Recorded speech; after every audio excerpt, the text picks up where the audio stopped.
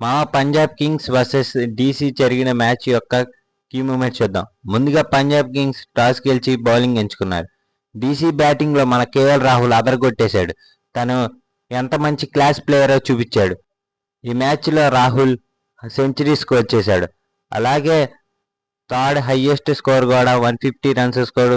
అలాగే నితీష్ రాణా కూడా ఐపీఎల్లో 3000 రన్స్ స్కోర్ చేశాడు.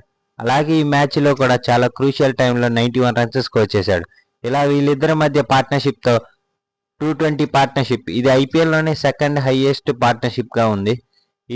ఈ స్కోర్తో జీటీ 264 రన్స్ 20 ఓవర్స్కి స్కోర్ చేశారు. నెక్స్ట్ పంజాబ్ కింగ్స్ బ్యాటింగ్లో పంజాబ్ కింగ్స్ ఓపెనర్స్ చాలా మంచి పర్ఫార్మెన్స్ అనేది ఇచ్చారు. అలాగే ముఖ్యంగా ప్రభ్సిమ్రన్ సింగ్ మాత్రం 76 రన్స్ స్కోర్ చేసి పంజాబ్ని నెక్స్ట్ లెవెల్కి తీసుకెళ్లాడు. అలాగే పవర్ ప్లేలో కూడా మంచి స్టార్ట్ అనేది వచ్చింది. మన sarpanch of Shreyas Iyer 4000 runs complete చేసుకున్నాడు ఈ మ్యాచ్లో. అలాగే చాలా మంచి హాఫ్ సెంచరీ స్కోర్ చేశాడు.